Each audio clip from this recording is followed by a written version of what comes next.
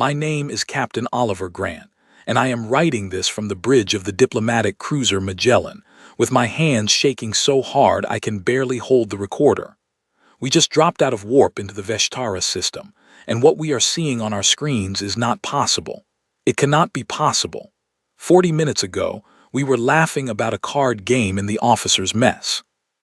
Now my navigation officer, Lieutenant Hannah Brooks, is staring at her console with tears running down her face, and she has not blinked in almost a minute. The Vestara system should be alive. It should be full of trade ships moving between the 7 inhabited worlds. It should be glowing with the lights of 42 million Tilani citizens going about their evening. The Tilani are gentle people. They farm, they sing. They make beautiful glass sculptures that humans collect by the thousands. My own daughter, Lily, has a Tilani pen pal named Saravel who sends her drawings every month. Lily is 12. She has been learning the Tilani language for 2 years. There are no lights in the Vestara system, none. The main view screen shows me the third planet, the Tilani homeworld. The continents are black, not dark the way a planet looks at night. Black, the way a stone looks when you pull it out of a fire. My sensor officer, Commander Daniel Hart, finally finds his voice and tells me what the readings mean. The surface temperature is still over 600 degrees. The atmosphere is full of ash. Every city we can scan has been turned into a sheet of melted glass. 42 million people, gone, in what the data tells us was less than 90 minutes. I order silence on the bridge. I need to think, and I cannot think with the sound of someone weeping behind me. My communications officer, Ensign Margaret Bell, is the one who found the broadcast. It is a recorded message playing on a loop on the open frequencies, beamed into the system on a permanent signal. She puts it on the main speakers, and a voice fills the bridge that I have heard before in trade negotiations. It is the voice of a Korath Dominion warlord, and he is laughing. The message is simple. It says the Tilani refused to pay tribute. It says the Tilani forgot their place. It says any other client species watching this broadcast should remember what happens to those who think themselves equal to their betters. The warlord lists the names of every Tilani city he has destroyed slowly, like a man reading a grocery list. He says the word lesson 11 times. I count. When the recording ends, it begins again from the start. It will play forever. That is the point. I send a flash priority message to Earth Command. I attach our sensor readings, the Korath broadcast, and a request for immediate orders. While I wait for a reply, I do the one thing my training tells me I should do. I file an emergency complaint with the Galactic Concord, the body of 93 civilized species that is supposed to prevent exactly this kind of horror. I attach all the evidence. I demand emergency sanctions. I demand a tribunal. I demand the words, "never again," be made real for once in this galaxy's long, tired history. The Concord's reply arrives in 2 hours and 17 minutes. I read it 3 times before I understand what I am reading. It is a formal expression of regret. That is all. There will be no sanctions on the Korath Dominion. There will be no tribunal. The Korath are too economically important to too many member species. The Tilani, the message explains in polite legal language, were a minor client race whose loss is deeply unfortunate but does not rise to the level of action. The Concord recommends that humanity grieve appropriately and continue trade relations as before. There is a small note at the bottom suggesting we might wish to apply for a new pen pal program with a different species, since the previous one is no longer viable. I read that last sentence out loud, and Ensign Bell makes a sound I will never forget. It is not crying. It is something deeper than crying. I have been a captain in the United Earth Navy for 16 years. I have served humanity's diplomatic mission to the stars for 20. When we first joined the Concord 60 years ago, they told us we were too young, too emotional, too primitive to really understand how the galaxy worked. They said we needed to grow up. They said our sentimentality was a weakness we would have to outgrow. We listened. We bowed our heads. We learned their languages and their protocols and their endless polite words for terrible things. We earned our seat at their table by being the quietest, the most reasonable, the most willing to compromise. I look at the screen showing the dead world, and I understand for the first time in my life that we have been fools. Lieutenant Brooks asks me what we should do. I do not know how to answer her. My orders say to maintain position and await further instruction. My training says to follow orders. My 20 years of careful diplomacy say to swallow this, to file the proper reports, to attend the proper memorials, to speak the proper words about loss and healing and moving forward together. Everything I have ever been taught says to keep wearing the mask we have worn for 60 years. But I keep thinking about Lily. I keep thinking about how she is going to ask me, when I get home, if Sorreville is all right. I keep thinking about how I will have to tell her that her friend is dead, and that the people who killed her friend will face no punishment, and that the galaxy has decided this is acceptable. I keep thinking about how I will have to look my daughter in the eye and explain to her that her father commands a warship that did nothing. I record a personal log. I do not bother to encrypt it. I look into the camera and I say words I should not say. I say that we have been wearing a mask so long that we have forgotten we have a face beneath it. I say that the galaxy has mistaken our restraint for weakness. I say that I do not know what humanity is, but I know what we are not. We are not the small, polite, harmless creatures the conquered thinks we are. We chose to act that way. We chose. And a choice can be unchosen. I end the log and I expect nothing to come of it. I expect to be reprimanded. I expect to be removed from command for emotional instability. I expect to spend the rest of my career flying a supply route somewhere quiet while I wait for retirement. That is not what happens. 6 hours after I file my report, a response arrives from Earth Command. It is not from my admiral. It is not from the diplomatic corps. It is from the office of the Secretary General himself, marked with a priority code I have never seen before in my entire career. The code is one word in Old Earth Latin, and the word is Cerberus. The message is short. It tells me to hold my position. It tells me to maintain a sensor watch on the Korath fleet movements throughout the region. It tells me to prepare my crew for what it calls extended operations.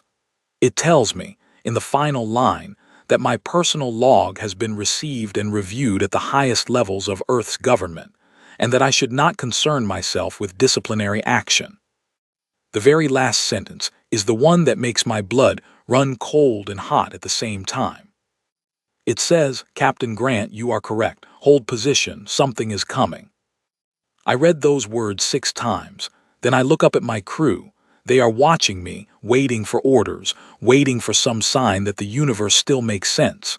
Lieutenant Brooks has stopped crying. Commander Hart has put his hands flat on his console. Ensign Bell is sitting up very straight. I tell them what the message says. I do not show them the words, but I tell them. I tell them Earth is responding. I tell them we are not going home.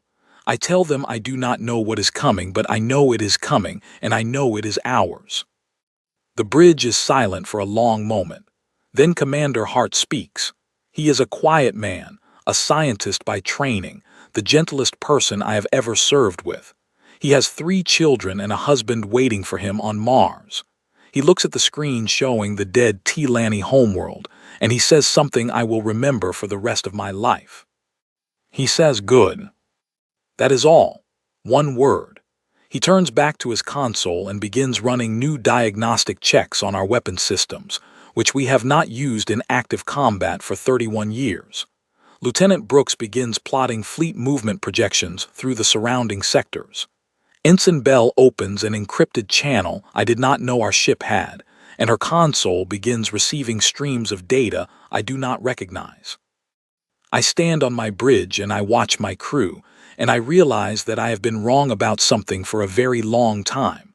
I thought we were peaceful because we had become peaceful. I thought our gentleness was who we were. I look at my officers preparing for something none of us can yet name, and I understand that our gentleness was a choice. It was a beautiful choice, made by a species that knew exactly what it was capable of and decided, every single day for 60 years, to be better than its history. And now, looking at the ash where 42 million friends used to live, we are making a different choice. I do not know yet what is coming. I do not know yet what humanity has been hiding behind its polite smile. I do not know what is buried in the deep vaults of Earth, waiting to be unsealed. I do not know whose orders the Secretary General is carrying out, or what document he has just signed, or what dust has just been blown off of plans that should never have been needed. But I know that the Korath Dominion has just made a mistake. I know that the Galactic Concord, in its polite refusal to act, has just made a mistake. I know that 93 species who shrugged at the deaths of 42 million gentle people have just made a mistake. And I know that my daughter Lily will not have to grow up in a galaxy where her friends can be erased without consequence. I do not know how I know this yet, but standing on my bridge, looking at the screen full of ash, I feel it in my chest like a second heartbeat. The mask is coming off. I close the channel to Earth and I turn to face my crew. I tell them to rest in shifts. I tell them to eat. I tell them to write letters home because I do not know when they will have another chance. I tell them that whatever happens next, they are the first humans to see a new galaxy being born and they should remember every detail.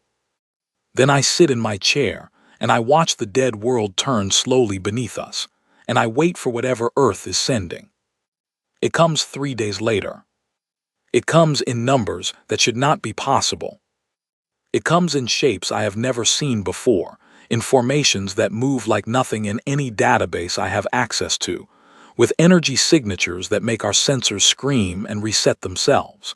It comes silent on every diplomatic channel, and loud on every channel the Korath used to coordinate their fleets. It comes without warning to anyone but me. When the first ship of the new fleet drops out of warp beside the Magellan, I stand up from my chair without meaning to. The bridge crew rises with me. The vessel beside us is twice the length of my cruiser and looks like nothing humans have ever built before.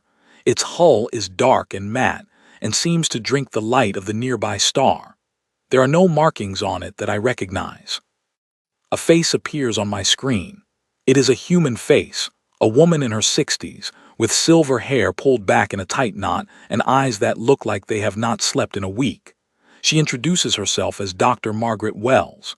She tells me she is the director of something called Project Cerberus, which I have never heard of. She tells me her ship is called the Ozymandias, and there are 47 more like it inbound from Earth. She tells me that the Korath are about to learn something the galaxy forgot. She tells me that humanity has been wearing a mask for 60 years, and that mask is now lying on the floor. Then she smiles, and it is the saddest smile I have ever seen on a human face, and she says 4 words that change everything. She says, "Welcome to the truth."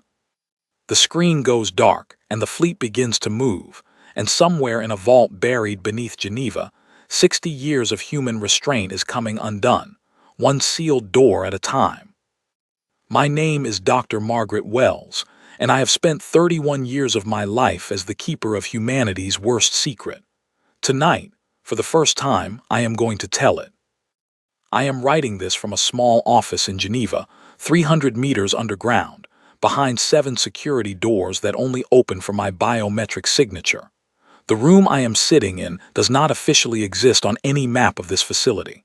The facility itself does not officially exist on any map of this city. The project I run does not appear in any budget, any treaty, any public document of the United Earth government. We are the rumor that is not even a rumor. We are the file that was never created. We are Project Cerberus, and we are the reason humanity sleeps at night. 6 hours ago, I was in my apartment in the upper city, eating soup and watching old films. The emergency tone on my secure phone has only sounded twice in my entire career. Tonight it sounded for the 3rd time. I knew before I picked it up what it meant. I had been watching the news from the Veshtara system all afternoon. I had read Captain Grant's report twice. I had seen the Concord's response. I had felt the thing inside my chest that has been sleeping for 30 years begin to wake up. And I had known, in the quiet way you know things you do not want to know, that the call was coming. I am 64 years old. I have grandchildren. I am the head of a department that is not supposed to exist, guarding weapons that are not supposed to exist, against a day that everyone has hoped would not come. Tonight, that day has come. I am riding the elevator down into the vault for the first time in 11 years, and I am trying very hard not to cry. When humanity stumbled into faster-than-light travel in the year 2071, we were a frightened, exhausted species. We had just finished what our history books call the Resource Wars, 3 decades of conflict over water and rare earths and the last forests on Earth. The wars killed 900 million people. They also produced the most advanced military technology our species had ever created. Weapons that could crack continents. Drones that could think and hunt and reproduce themselves. Artificial minds that learned to fight in ways no human had taught them. By the end of the wars, we had built things that frightened even the people who built them. When we made first contact with the Galactic Concord in 2074, we faced a choice. The Concord was old, vast, and powerful. They told us we could join them as equals, but only if we proved ourselves civilized. Civilization, they explained, meant disarmament. It meant agreeing to certain limits on our weapons. It meant accepting the protection of the conquered and giving up the burden of protecting ourselves. The leaders of Earth at that time were not fools. They had just lived through the Resource Wars. They knew what the universe could do to a species that trusted strangers too easily. They smiled at the conquered ambassadors. They signed the treaties. They began a public, very visible disarmament program that the conquered inspectors documented in great detail. We dismantled our weapons. We melted down our warships. We turned our military bases into universities and farms. We did all of that, truly. The conquered inspectors were not deceived. But before we did any of it, we made copies. Every weapon system was duplicated and stored. Every blueprint was preserved. Every artificial mind that had been trained for war was put to sleep, not deleted. We did not lie to the conquered. We simply did not tell them everything. They asked us to disarm, and we disarmed what they could see. They asked us to abandon our weapons of war, and we abandoned the ones in our public arsenal. They never asked if we had a second arsenal, hidden in vaults beneath our oldest cities, watched over by a small department of scientists and soldiers who took an oath to keep it asleep until the day we needed it. That was the deal we made with ourselves. We would act civilized. We would behave with grace and patience. We would learn the conquered's languages and follow their protocols and earn our place at their table. But we would not ever again be defenseless. Not after what we had survived. Not after what we had seen ourselves capable of. We had earned the right to be afraid, and we had earned the right to keep something in reserve. For 60 years, the vault has been quiet.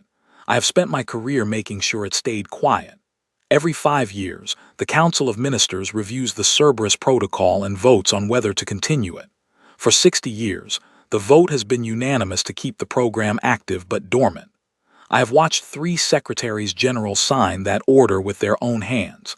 None of them ever wanted to use what was in the vault. All of them wanted it to be there, just in case. Tonight, the vote was different. I arrive at the council chamber 30 minutes after the emergency call. The room is full. Every minister is present. The Secretary General, a quiet woman from Lagos named Esther Adebio, is sitting at the head of the table with her hands folded in front of her. She looks like she has aged 10 years since I last saw her. She nods to me as I enter and gestures to my seat. Beside her sits the Tilani ambassador, a small figure wrapped in mourning cloth. Her name is Kirasel. And she is one of 300 Tilani who were off-world when their species was erased. She is now, by default, the closest thing to a head of state her people have left. The Secretary General speaks first. She tells the room that we have all seen the reports. We have all read the Concord's response. We are not here to debate what happened in the Veshtara system. We are here to decide what humanity does next. She turns to Ambassador Kirasel and asks her if she would like to address the council before we vote. The ambassador stands. She is so small. Her people are a head shorter than humans, and she looks even smaller wrapped in her mourning robes. She does not cry. I will remember this for the rest of my life. She does not cry, and she does not beg, and she does not ask for anything. She simply looks around the room at each of us in turn, and when she has met every minister's eyes, she speaks. She says, "Your kindness has been the most beautiful thing my people ever knew. We trusted it because it was real. We loved you because of it. Now I have one question for the humans in this room, and your answer will tell me what kind of universe my children's children will live in, if any of them are ever born again. She pauses. She breathes. Is your kindness a choice, or is it a cage? The room is silent. I can hear the air system humming in the walls. I can hear the Secretary General's breath catch in her throat. Kirsel sits back down. The Secretary General calls the vote. There is no debate, there is no speech. Each minister, one by one, presses the button in front of them, green for activate, red for hold. I watch the count rise on the screen behind the Secretary General. The number reaches the total and stops. There are no red votes, not one. Esther Adebio stands. She looks tired in a way I have never seen a person look tired. She turns to me and she says the words I have been training to hear for 31 years, and that I have been praying every night I would never hear. She says, "Dr. Wells, open the vault." I stand. I bow to the Secretary General. I bow to Ambassador Kirsel. I leave the council chamber and I walk to the elevator and I begin the long ride down into the dark. The vault is bigger than people imagine. It is the size of a city. It has its own power, its own water, its own air. It has been maintained for 60 years by a rotating staff of 200 people, each of whom signs a contract promising never to speak of what they see for the rest of their lives. Most of them die without telling their families what they did for a living. I walk through the first door and the lights come on automatically. I have not been past this door in 11 years. The corridor stretches ahead of me, lined with sealed bays, each one labeled with a designation I helped create when I was a young woman. Bay 1 holds the kinetic systems. Tungsten rods the size of city buses, ready to be loaded into orbital launchers. Each one carries enough energy to crack a continent in half. They are crude weapons, almost primitive, but they cannot be stopped by any shield technology in the galaxy because they are not energy. They are simply mass moving very, very fast. Bay 3 holds the drone swarms. Self-replicating, self-organizing, capable of consuming raw matter to build copies of themselves. Once released into a system, they will hunt according to the parameters they were given. We built them during the resource wars to hunt enemy military units. They have been asleep in their cradles for 60 years. Bay 7 holds the artificial minds. 12 of them, each one a war intelligence put to sleep at the end of the resource wars. They were too aggressive to keep active, but too valuable to delete. They have been dreaming for 6 decades. When I wake them up, they will remember everything they were before they slept. They will be angry. They will be hungry. They will be very, very effective. I walk past these bays and past more bays, and I touch the old steel doors with my hand as I pass. Each one is a piece of who we used to be. Each one is a piece of who we promised ourselves we would never be again, except in case of true need. Tonight, that need has come, and I am the one whose job it is to wake up our worst self and ask it politely to save the people we love. I reach the central control chamber. I sit down at the master console.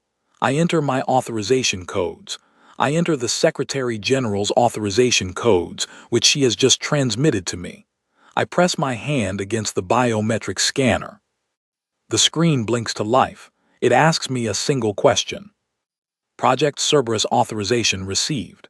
Confirm protocol Prometheus uncage. I look at the screen for a long moment. I think about my grandchildren. I think about Captain Grant's report, the way his voice broke when he described the dead world. I think about Ambassador Kirsel and her question, is your kindness a choice or is it a cage? It is a choice. It has always been a choice. And tonight, for the sake of every gentle species in this galaxy that thought our restraint was weakness, we are choosing differently. I press the button. The screen changes. New words appear in a font I designed 30 years ago because I wanted the moment to feel formal in case it ever happened. The words say, Protocol Prometheus is now active. Cerberus is awake. Far above me, in the bays I just walked past, lights begin to come on. Doors begin to unseal. The artificial minds in Bay 7 begin to dream their final dreams as their consciousness reboots. The drones in Bay 3 twitch in their cradles as their systems run startup checks. The kinetic rods in Bay 1 are loaded onto their launch sleds by automated systems that have been waiting decades for this command. I send a message to Earth Command. It contains only one word, the word that will tell every general and admiral and fleet commander in our military that everything has changed. The word is uncaged. Then I do something I did not plan to do. I open a private channel to Captain Grant on the Magellan. He is still holding position over the dead Tilani world. He answers immediately. I see his face on my screen, tired and grim. I tell him that help is coming. I tell him that my fleet will arrive at his position in 72 hours. I tell him that he will not recognize the ships and that he should not be afraid of them. They are ours. He asks me what is happening. He asks me what is coming. I think about how to answer him. I think about all the careful words I could use, all the diplomatic phrases I have practiced over the years. I look at the screen full of dead world behind him, and I look at the photo on my desk of my granddaughter Iris, who is 6, who has a Tilani toy she sleeps with every night, and I do not use careful words. I tell him the truth. I say, Captain Grant, we have been wearing a mask for 60 years. The mask is coming off. The galaxy has mistaken our quiet for weakness. We are about to correct that mistake. You have a front row seat to the moment humanity stops pretending. I pause because my voice is shaking and I do not want it to shake. I am sorry, Captain. You should not have had to see what you saw. I am sorry we did not act sooner. We will act now. He is silent for a moment. Then he salutes me and the channel closes. I sit alone in the control chamber. The vault is humming around me, coming to life after 60 years of sleep. I can feel the floor vibrating. Somewhere in Bay 7, the first artificial mind has finished booting, and I know without looking that it is reading my authorization code and accepting me as its commander. It will follow my orders. It will hunt according to my parameters. It will not stop until I tell it to stop. I lower my head into my hands. I am so tired. I have spent my whole career hoping this day would not come. Now that it has come, I find I am not afraid. I am something stranger than afraid. I am ready. I think about Ambassador Kira Sell sitting in the council chamber, asking her question. I think about how she did not cry. I think about her people, the gentle Tilani, who made glass sculptures and sang to their crops. I think about the 42 million voices that were silenced 90 minutes after the Korath fleet arrived in their system. I think about the Korath Dominion sitting in their fortress system, secure in the belief that no one will come for them. They have done this before in other systems to other species. The conquered has always shrugged. The big powers have always looked away. The pattern has held for thousands of years. The pattern is about to break. I stand up from the console. I walk back through the long corridor of sealed bays, and now they are no longer sealed. Lights are on in everyone. Inside Bay 7, through the reinforced glass, I can see the 12 great cores of the war minds glowing softly as they come fully awake.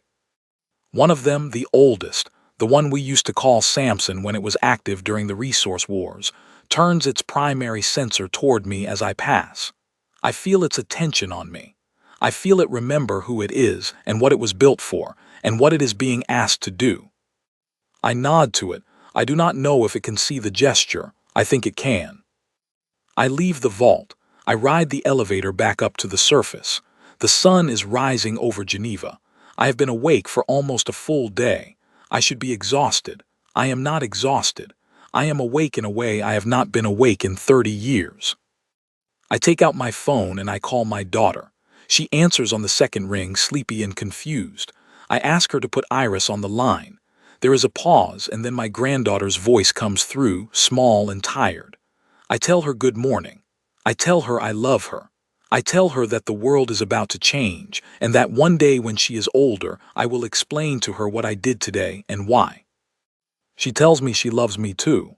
She asks if she can have pancakes for breakfast. I tell her yes.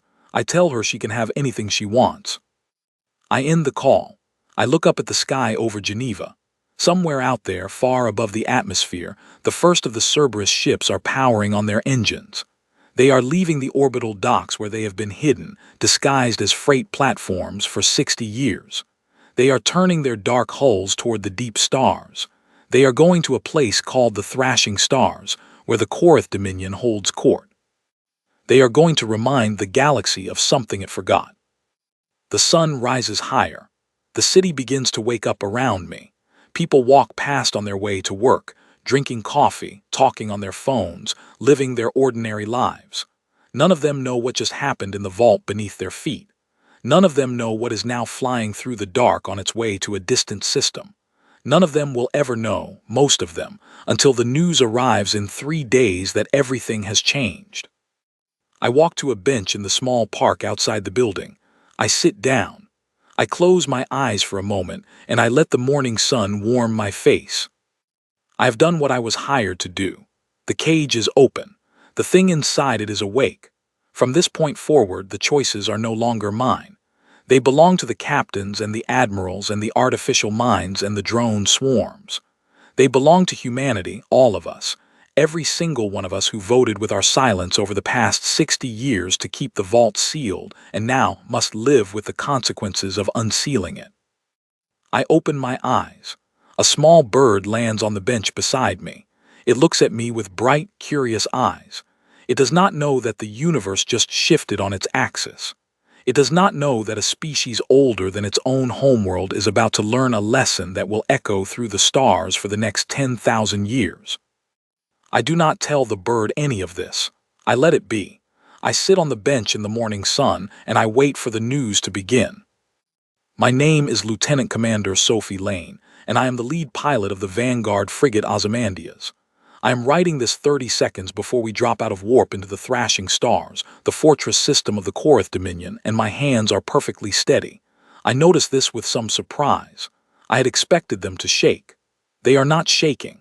I am not afraid. I am something else, something I do not have a word for yet, and I think that word will be invented after tonight. The clock in front of me counts down from 30.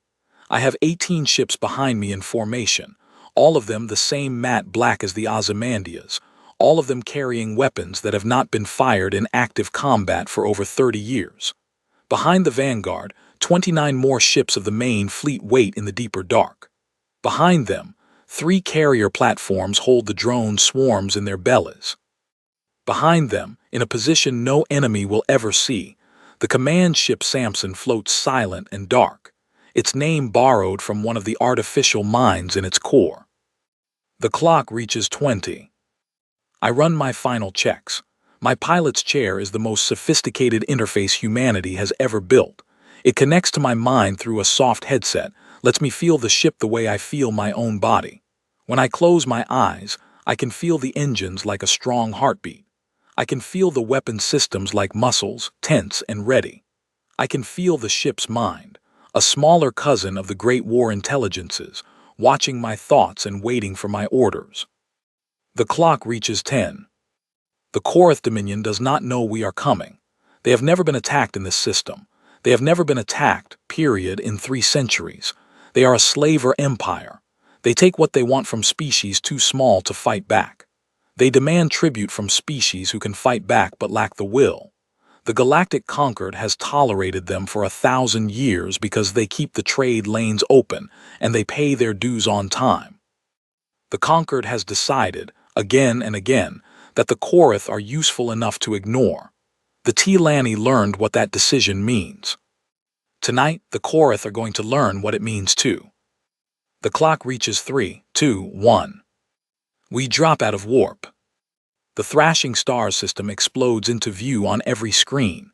3 suns, blue and white and angry red. 46 inhabited worlds.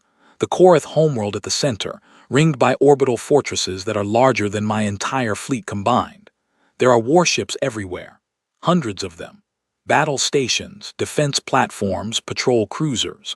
The Korath have spent 1,000 years making this system the most heavily defended place in this part of the galaxy. For 30 seconds, my fleet does nothing. We sit in formation at the edge of the system, silent on every channel, our hulls drinking the light of the 3 suns. The Korath sensor stations detect us almost immediately. Their hails begin to flood our communication systems.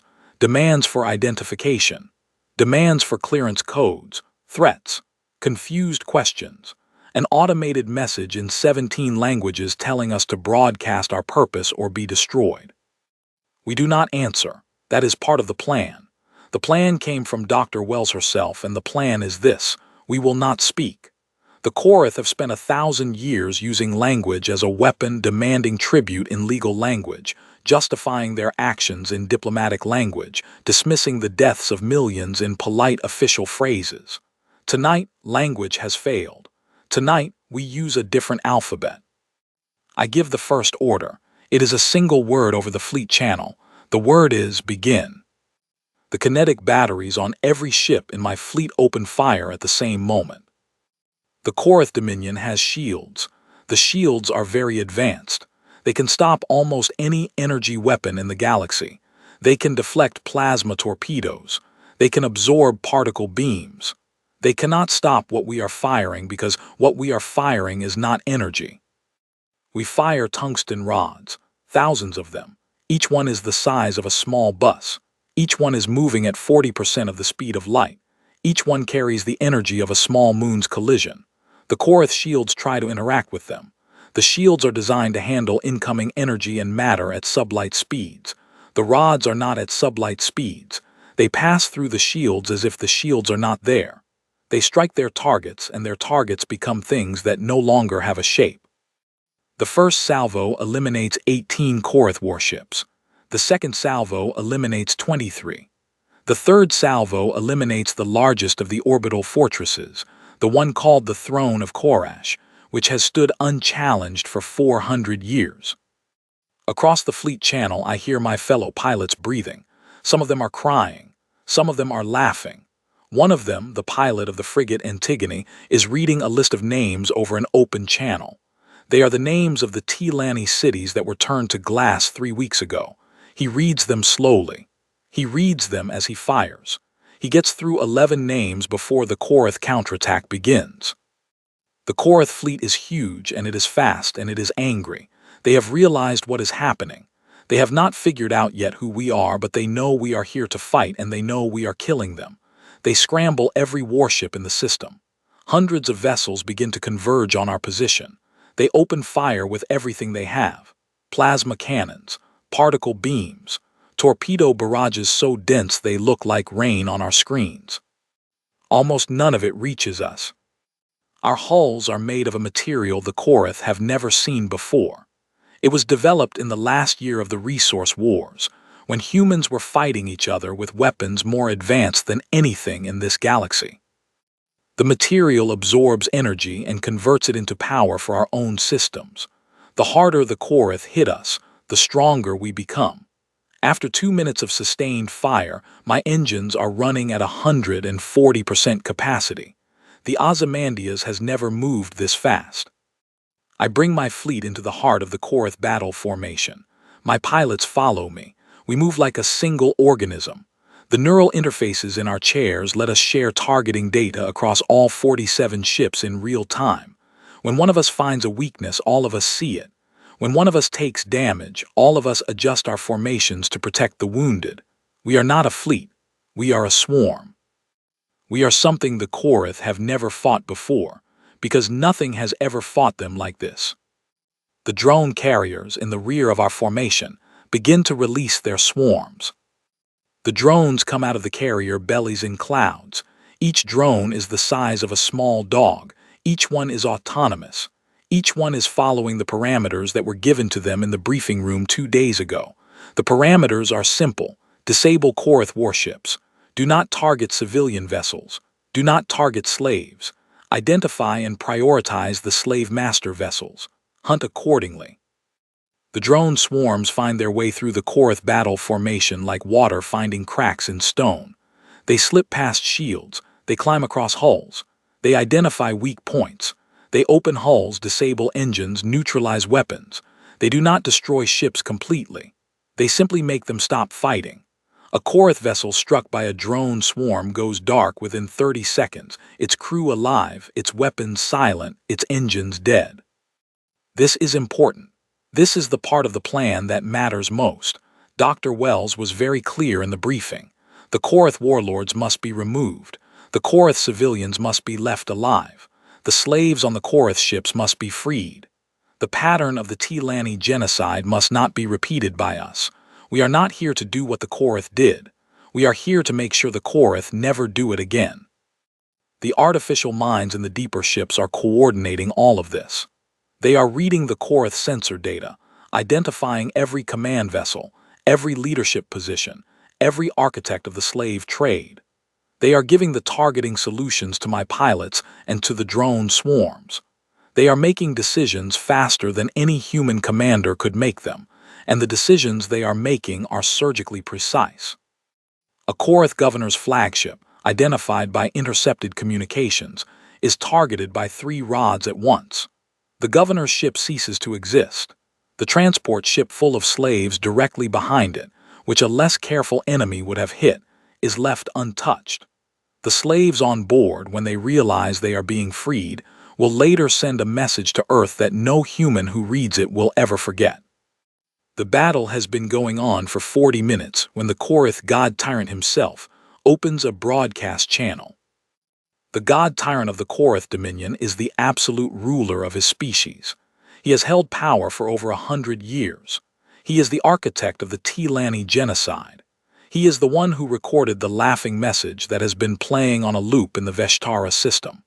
His broadcast comes through on every frequency, on every language, demanding to speak with whoever commands our fleet. He is begging. He is offering tribute. He is offering trade rights. He is offering territory. He is offering in his desperation to surrender his entire empire to whoever wishes to claim it. He says the words civilized terms 11 times in his first message. I count.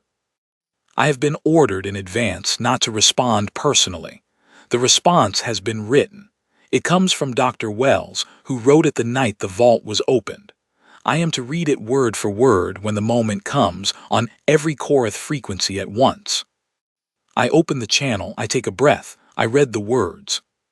I say we were always capable of this. You simply mistook our restraint for weakness. That mistake is now correcting itself. I close the channel. The god tyrant tries to respond. I do not hear his response. None of us do. The artificial minds are blocking his transmissions now. He has had his chance to speak, and he has had 1,000 years before that, and he has spoken enough. The battle continues. It does not last much longer. Within 90 minutes of our arrival, the Korath fleet has stopped functioning as a coherent military force. Within 2 hours, every command ship has been eliminated. Within 3 hours, the orbital fortresses are silent. Within 4 hours, the drones have boarded every slave transport in the system and are ferrying the freed slaves to safe holding zones. We have liberated, by the count we receive from the carrier ships, 16 million people. 16 million in one night. I think about that number as I sit in my chair, watching the system through my neural interface.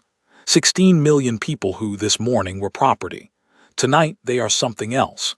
They are not free yet. Freedom is more than the breaking of a chain. But they are alive, and they are out of the hands of their owners, and somewhere in the future they have the chance to become something they could not become before. The god tyrant himself is still alive.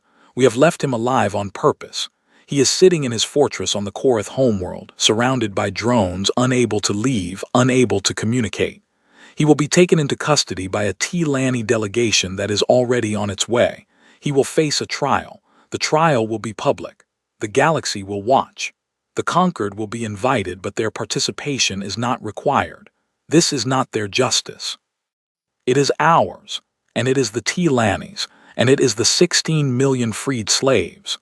And it is the ghosts of 42 million Tilani citizens whose names will be read aloud at the trial, every single one of them, before the verdict is delivered.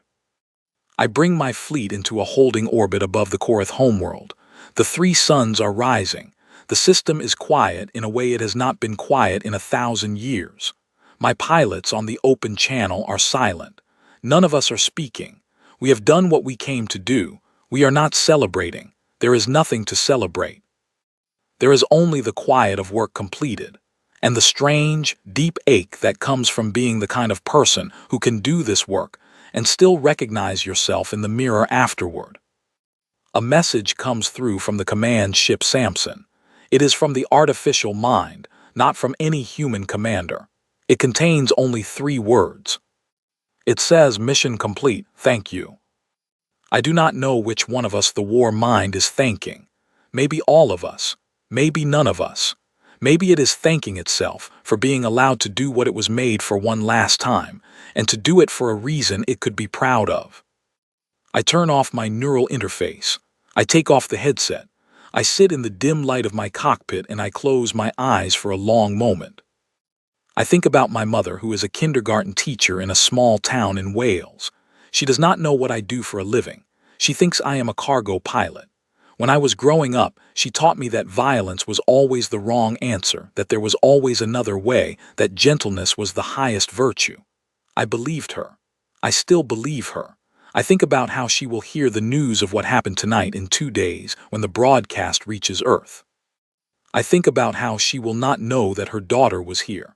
I think about how she would not understand, even if I told her. I think about the T-Lanny I have never met. I think about the freed slaves on the carrier ships.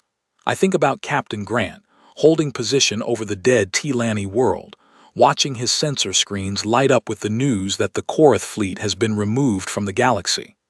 I think about Dr. Wells, in her vault under Geneva, reading the after-action reports as they come in. I think, finally, about the Galactic Concord. I think about the 93 civilized species who shrugged at the T-Lanny genocide 3 weeks ago. I think about the polite expressions of regret.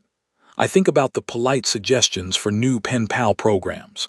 I think about the ambassadors who are, right now, just beginning to learn what has happened here. I almost smile, almost. I put my hand on the console.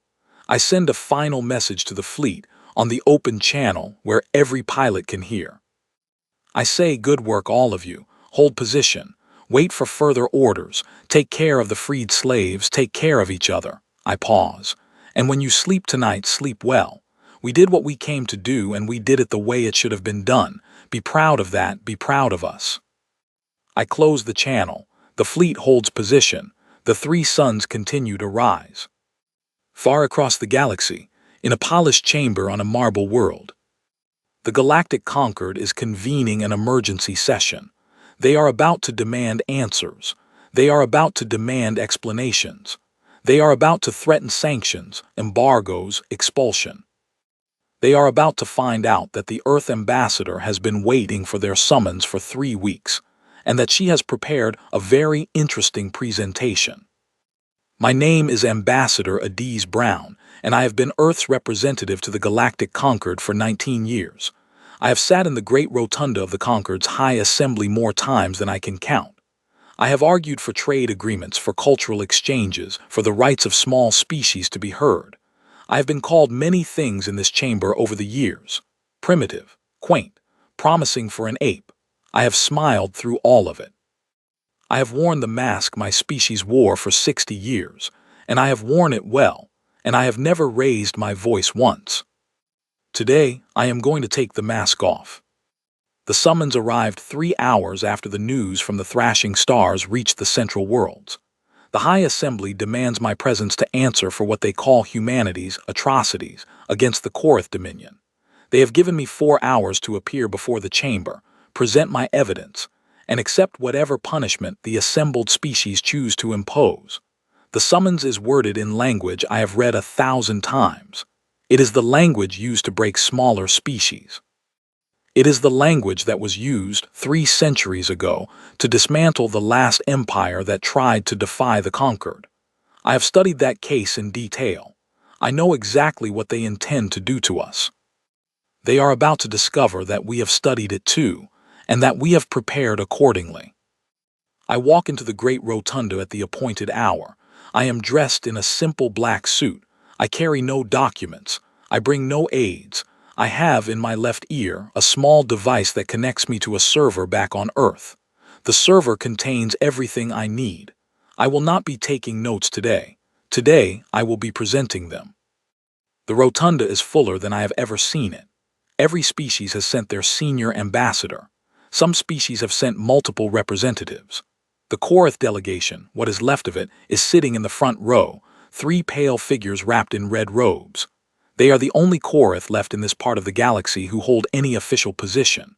The God Tyrant himself is awaiting trial on his own world, watched by drones, attended only by the T-Lani delegation and a small medical staff. The Concord's chief speaker, an elder of the Vashari species, calls the session to order. He is old and tall, with skin the color of dark stone, and his voice carries the weight of authority that has gone unchallenged for centuries. He speaks for 40 minutes about the gravity of what has happened. He uses words like barbarism and regression and civilizational collapse. He does not, in those 40 minutes, mention the T-Lani once. Not the species, not the homeworld, not the 42 million. I sit quietly. I take notes in my head. I let him finish. After him, 23 other ambassadors stand to denounce humanity. Each one is more passionate than the last. They speak about the destruction of Korath property. They speak about the violation of Concord protocols. They speak about the dangerous precedent we have set. They speak, several of them, about the economic damage we have caused to their own trade networks, which were, I notice, deeply tied to the Korath slave economy. They speak for hours. None of them mention the T-Lani. The T-Lani delegation sits in the back of the chamber. Ambassador Kiarasel, who has come all the way from Earth for this session, watches the proceedings with her hands folded in her lap. She does not speak. She does not need to. I will speak for her. When the last denunciation is finished, the chief speaker turns to me. He says, with great formality, that the human ambassador may now respond to the charges against her species. He says it in a tone that suggests there is no real defense possible, and that I should keep my response brief. I stand. I walk to the center of the rotunda where the speaker's circle is marked on the floor in pale gold. I stand in the center of the circle. I look around the chamber. I meet the eyes of every senior ambassador slowly, one at a time. The chamber is silent. They are waiting. They expect me to argue. They expect me to plead. They expect me to apologize and then to negotiate and then to accept whatever terms they choose to offer. I do none of these things. Instead, I touch the device in my ear and I say a single word. The word activates the server back on Earth. The great central display in the rotunda, which has not been used in 400 years for anything but ceremonial occasions, comes to life. The first thing the chamber sees is the T-Lani homeworld. Not the dead one, the living one, the one before. The display shows a slow, beautiful flyover of the T-Lani capital city taken from a survey drone 6 months ago. The cameras move through the streets, through the markets, through the gardens where the T-Lani children played. Music plays softly underneath, a T-Lani lullaby that one of my staff selected from the cultural archives. The flyover lasts 7 minutes. The chamber watches in complete silence. Then the display changes. The same city after the Korath attack. Glass, ash, silence. I do not say anything. I let the display speak. The display continues. It shows the Concord's internal communications about the T-Lani genocide. These are documents that were not supposed to be public. They are encrypted memos between senior Concord officials, discussing the T-Lani as a minor client species, whose loss is regrettable but acceptable. There are spreadsheets showing the trade volumes between the Korath Dominion and various Concord member species. There are receipts for slave purchases, signed by ambassadors who are sitting in this very chamber. There are voting records showing how many species in this room voted, in private session, to accept the Korath's explanation of the T-Lani incident and move on without sanctions. The chamber begins to make noise. Some ambassadors are protesting. Some are demanding to know how I obtained these documents. I do not answer. I let the display continue. The display shows the recording of the Korath God Tyrant's broadcast, the one that has been playing on a loop over the dead T-Lani world for 3 weeks. The chamber hears him laugh. The chamber hears him list the cities he destroyed. The chamber hears him say the word lesson 11 times. The display shows footage from the Thrashing Stars operation. Not the combat, the aftermath. The freed slaves being brought aboard the carrier ships. 16 million faces, blinking in the light of their first free morning. Children who were born in cages, looking at humans in confusion as the chains are removed from their wrists. A small T-Lanny slave, miraculously alive, being lifted from a Korath transport and held by a human medic who is crying as she carries him. The display shows, finally, a single T-Lanny woman. She is one of the 300 surviving T-Lanny who were off-world during the genocide. She is reading a list of names. The names are of every confirmed victim of the Veshtara genocide, all 42 million. She has been reading the list for 2 weeks. She has not finished. She will not finish for many more weeks. The list scrolls behind her on the display, name after name, while her quiet voice continues. The display freezes on the scrolling list. I speak for the first time. I say, distinguished members of the High Assembly, you have called me here to answer for humanity's actions in the thrashing stars. I have come, but not to defend myself. I have come to make our position clear so that there is no confusion in the days ahead. I pause. The chamber is silent. The list of names continues to scroll slowly in the background. Earth is not seeking forgiveness for what we did to the Korath Dominion.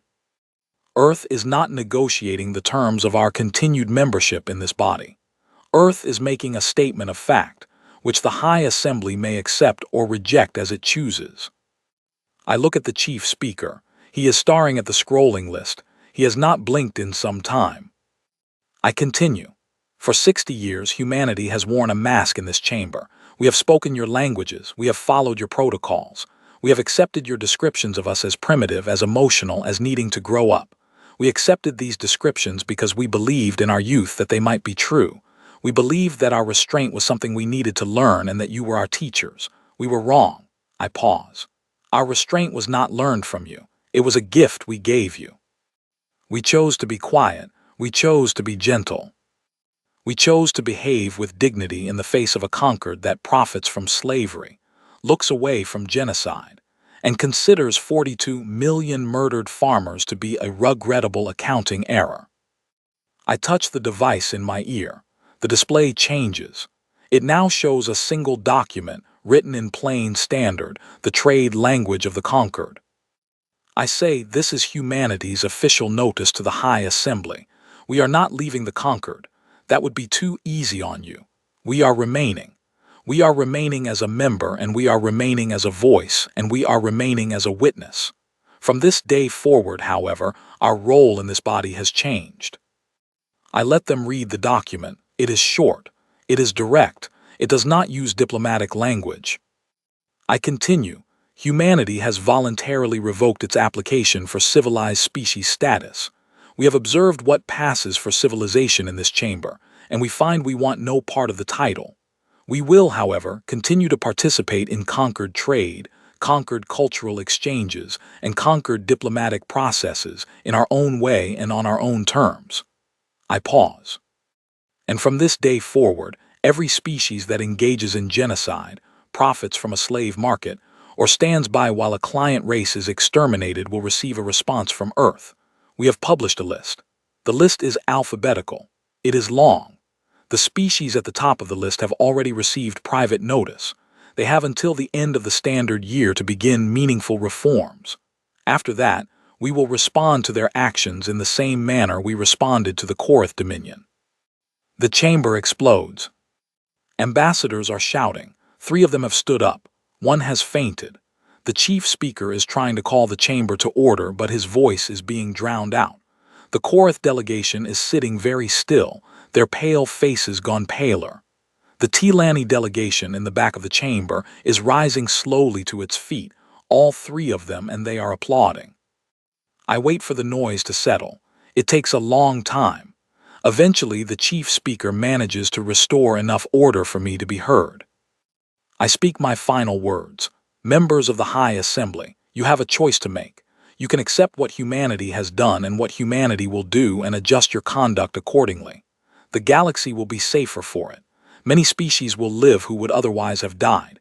You can refuse to accept it, and you can attempt to punish us, and you can rally your fleets and your sanctions and your political pressure. We have considered this possibility. We are prepared for it. I would not recommend it. I look around the chamber one final time. We did not come to the stars to be your students. We did not come to apologize for who we are. We came because our species was lonely and we hoped to find friends. We have found some. The T-Lani were our friends. We did not save them in time. We will save the next ones. The choice of whether your species is the next Korath or the next T-Lani or something better than either is yours. I bow once formally to the chief speaker. I turn and I walk out of the rotunda. The chamber is silent again, but it is a different silence than the one I walked into. It is the silence of a room full of people who have just learned that the universe they thought they understood is not the universe they actually live in. I walk down the long marble corridor outside the chamber. My footsteps echo. There are guards at the doors and they do not stop me. Several ambassadors from smaller species are waiting in the corridor, watching the proceedings on smaller displays. As I pass them, they stand. They do not speak. Some of them bow. The ambassador from the Velish, a small reptilian species that has been bullied by the conquered for centuries, reaches out and touches my hand as I walk past. She does not say anything. She does not need to. I reach the embassy district. I walk to the human embassy. I go up to my office. I sit down at my desk. I pour myself a cup of tea, which I have not had time to drink all day. I take 3 slow sips. Then I open my private channel to Earth, to Dr. Wells. She answers immediately. She has been waiting. She looks tired but calm. I tell her it is done. I tell her the message has been delivered. I tell her about the T-Lani delegation rising to applaud. I tell her about the silence in the corridor. I tell her about the Velish ambassador touching my hand. She closes her eyes for a moment. When she opens them, there are tears in them, but she is smiling. She says, "We did the right thing today, Adiz." I think about it for a moment. I think about all the words I could say. I think about all the careful diplomatic language I have used over the years to avoid saying things plainly. I do not use any of those words now. I say, yes, we did. We end the channel. I sit in my office in the long evening light. The sun on this world is yellow and gentle. It is setting now and the sky outside my window is turning pink. I hear footsteps in the corridor outside, light and quick. There is a knock on my door. I open it. There is a junior staff member, a young man named Henry Cole, holding a tablet. His hands are shaking slightly. He says, "Ambassador, there are visitors at the gate, 3 of them. They are asking to speak with you, privately, off the record. They say it is urgent." I ask him who they are. He swallows. He looks at the tablet.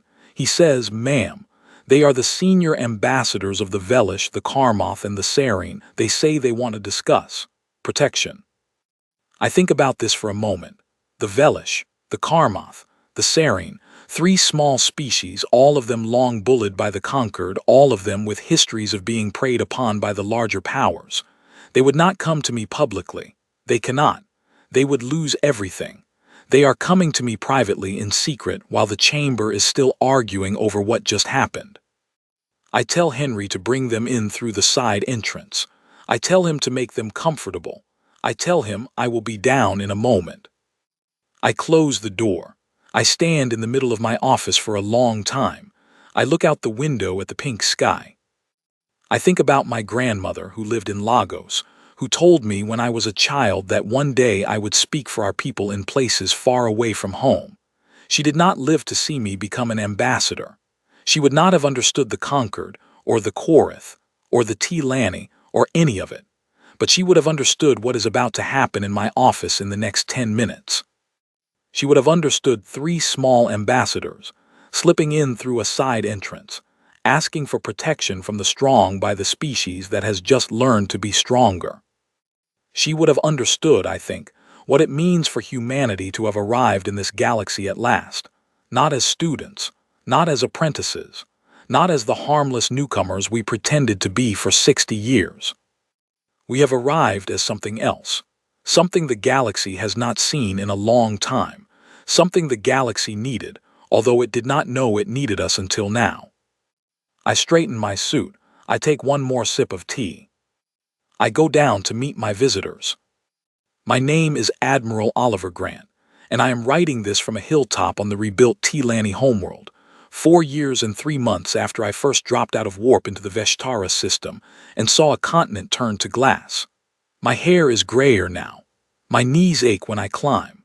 The sun on this world is gentle and yellow, and it is setting behind me as I write, casting long shadows over the new capital city in the valley below. The capital is full of light. The T-Lani are a tactile people, and they build with their hands, and they have rebuilt this city stone by stone over the past 4 years. They have not tried to recreate what was lost. They knew that was impossible. Instead, they have built something new. The architecture is half T-Lani and half human, the two styles weaving together in ways that nobody planned but that look, somehow, exactly right. There are T-Lani gardens with human flowers in them. There are human plazas with T-Lani sculptures at their centers. There are schools where children of both species learn each other's languages from their first days. There are children. That is the part that still makes me cry sometimes when I am alone. There are T-Lani children again. The 300 survivors from Offworld came home, and they were joined by other T-Lani who had been scattered across the galaxy, some of them slaves who had been freed in the thrashing stars, some of them refugees who had been hiding in distant systems for years. They came home, and they began to build, and they began to have children, and the T-Lani people are not extinct anymore. They are small, only a few 100,000 of them so far, but they are alive, and they are growing. And their children's children's children will fill these worlds again. I watch a group of T-Lani children play in a fountain at the edge of the city below. They are chasing a human boy who is visiting from Earth. They are laughing in 3 languages. None of them know what almost happened. None of them know what happened at the thrashing stars on the night that bought them this morning. They will learn when they are older. They will learn the names of the cities that died. They will learn the name of every human pilot who flew into that fortress system. The names will be carved on a wall in the new capital, the Wall of Remembering, which I helped to design and which I am here today to dedicate. The dedication ceremony will begin in an hour.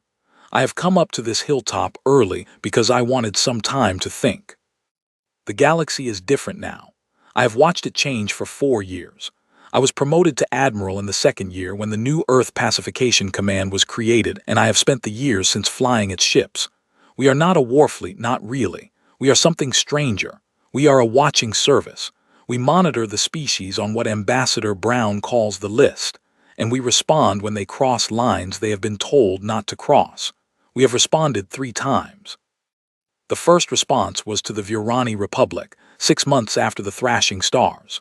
The Virani had been planning a cleansing campaign against a small client species on their borders. They had been planning it for years. The morning they began the campaign, our fleet arrived in their system. We did not destroy them. We simply removed their entire war cabinet from power, surgically and quickly, using the same methods we used on the Korath. We installed an oversight body, made up of representatives from the threatened species and from neutral observers. We left. The Virani Republic still exists. It is much smaller now and much more careful, and the species it was about to cleanse is alive and growing on its own world. The second response was to the Hesh Confederation, a year after that. The Hesh had been running a slave trade for centuries. They thought we would not act because they were a conquered member in good standing. They were incorrect. We dismantled their slave economy in one night. We did not eliminate their leadership because their leadership was already moving to outlaw the trade. We simply made sure the transition happened faster than it would have happened on its own. The slaves were freed. The traders were arrested. The Hesh sent a formal apology to humanity that was quietly accepted, and which has shaped their conduct ever since. The third response was the strangest. It was to a species called the Narim. The Narim had not done anything yet, but we had detected, through means I am not allowed to describe in this letter, that they were about to. We sent a single ship. The ambassador on board did not threaten anyone. She simply requested a meeting with the Narim leadership. She showed them what we had done at the thrashing stars. She asked them, politely, whether they wished to continue with the plans they had been making. The Narim leadership thanked her for her time. They canceled the plans. They have not made any similar plans since. This is the new pattern. We are not the warriors of the galaxy. We are the witnesses. We watch, and when something needs to happen, we make it happen. The galaxy has learned to behave better, in the way that any house behaves better when there is an adult in it who is paying attention. The Galactic Concord still exists. We are still members. The relationship has been strange in the years since Ambassador Brown's speech. Many species have grown close to us. Some have moved away. The Concord no longer pretends to lead the galaxy because everyone knows it does not lead the galaxy anymore. It administers, it coordinates, it handles paperwork. The hard decisions, when they come, are made elsewhere now. They are made in conversations that include humans and the species we protect, and the small species that asked for our protection in the months after the thrashing stars. There are 47 species in that informal group now. We do not have a name for it. Names attract attention. We meet quietly on different worlds and we discuss what needs to be done. We do what needs to be done. Then we go home. I sit on the hilltop and I think about all of this, and I think also about Dr. Wells, who retired 2 years ago and now lives on a small farm in Wales, near where Lieutenant Commander Lane's mother lives. They are friends, the two old women, the warkeeper and the kindergarten teacher. They have tea together every Sunday. Dr. Wells has finally told her own grandchildren what she did during her career. They were proud of her. She told me, the last time we spoke, that she had not known how much it was costing her to keep the secret until she was finally allowed to share it. I think about Lieutenant Commander Lane, who is now Captain Lane, and who commands the new Pacification Command Training Academy on Mars. She trains the next generation of pilots, the ones who fly the descendants of the Cerberus ships. She is known for being gentle with her students and very, very strict about ethics. The pilots she trains will be the ones who stand watch over the galaxy when the rest of us are gone. I think about Ambassador Brown, who is still at her post, who has now served 23 years as Earth's representative to the Concord. She has not aged the way the rest of us have. There is something inside her that has come alive in the past 4 years, and that keeps her younger than she should be. She is the most powerful diplomat in the galaxy now. She does not act like it. She still keeps her own office hours. She still pours her own tea. The senior ambassadors of 47 species visit her quietly every few weeks to discuss what needs discussing. She has become, although she would never use this word, something like the conscience of the Concord. The Concord has not quite figured out how it feels about this yet. I think about my daughter Lily, who is 16 now, and who has just been accepted to study Tilani culture and language at the new University of the Joined Worlds, which is on a station between Earth and the Tilani homeworld. She will spend half her studies on Earth and half here. Her old pen pal Saravel is dead. We confirmed it in the second year, when the casualty lists were finalized. Lily wept for a week. She had known, but the official confirmation was different from suspecting. She also has a new friend now, a Tilani girl named Veshital, who was born the year of the genocide, who survived because her mother was a refugee on a distant world. Veshital is a young diplomat now. She is the one who will deliver the main address at today's dedication ceremony. She is the one who has been asking me, for weeks, the question I have been trying to figure out how to answer. The sun is lower now. The shadows are very long. I hear footsteps behind me on the hill path. I turn and Veshital is climbing up to me. She is small, even for a Tilani, and she walks with a graceful, careful step that her people are known for. She reaches the top of the hill and stands beside me. She does not speak for a moment. She just looks down at the city, the way I have been looking at the city. She says, finally, "Admiral, I want to ask you something before the ceremony."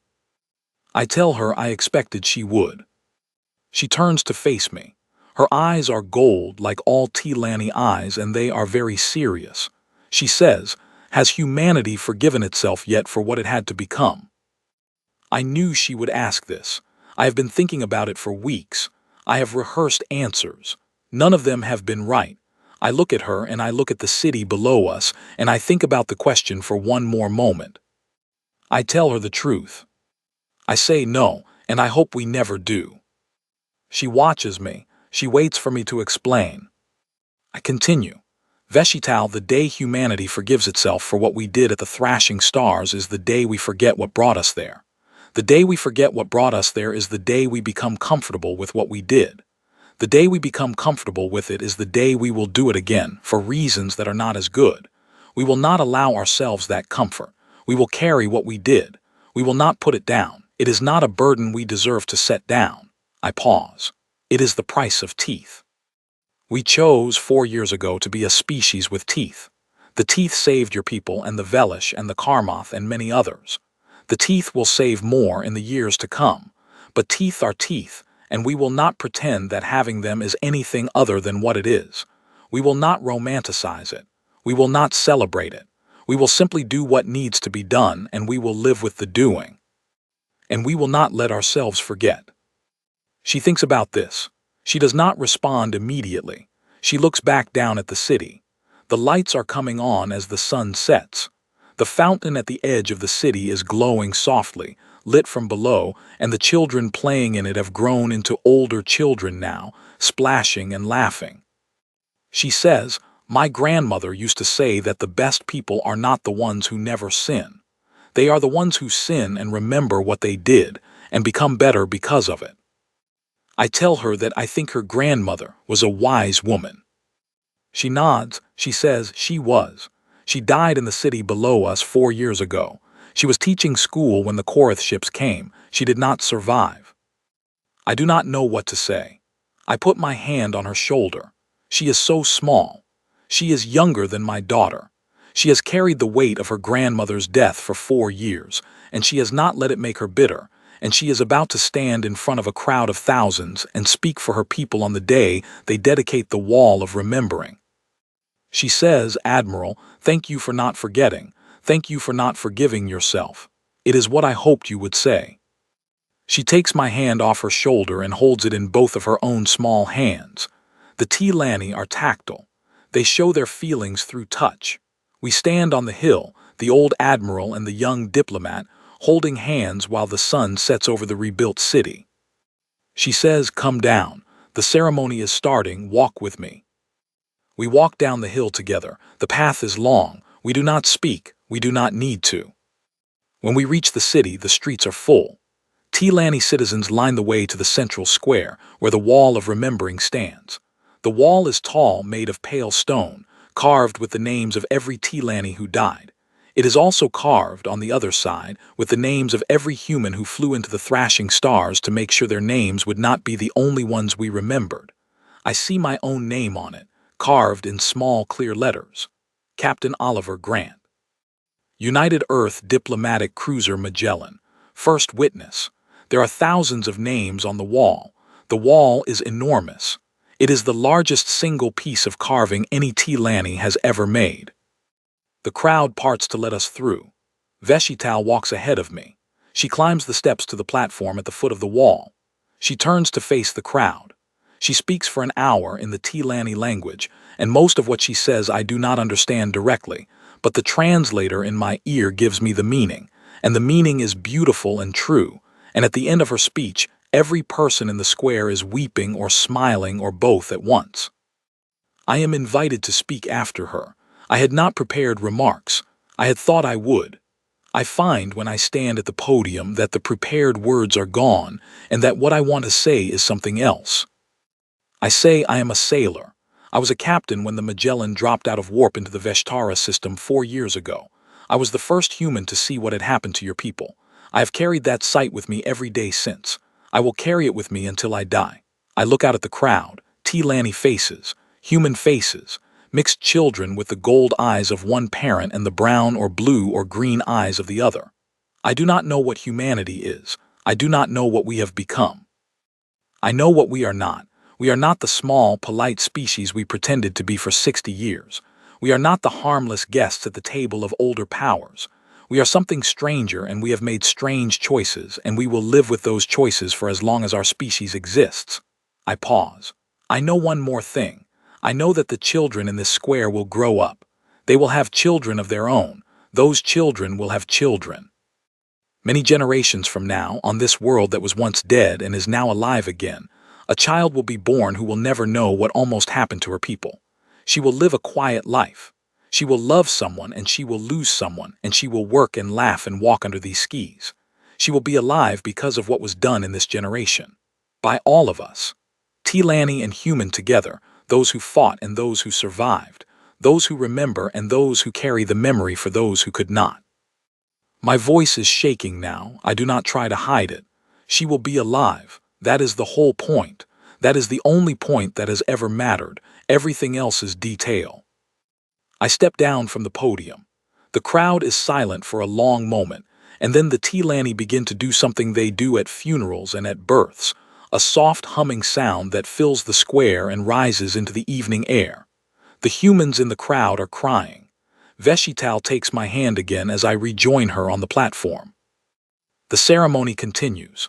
There are more speeches. There are songs. There is food eventually brought out into the square, and people begin to eat together, the way they do at the end of every Tilani gathering. The night grows full and dark. The two moons of the Tilani homeworld rise over the city. The wall of remembering glows softly in the moonlight. I sit on a bench at the edge of the square, eating a bowl of soup that a Tilani woman has handed me without asking. The soup is good. I do not know what is in it. I do not need to know. I think about the message I will send to Earth tonight. I will send it to Dr. Wells in her farmhouse in Wales, where she is probably having dinner with her grandchildren. I will tell her about the ceremony.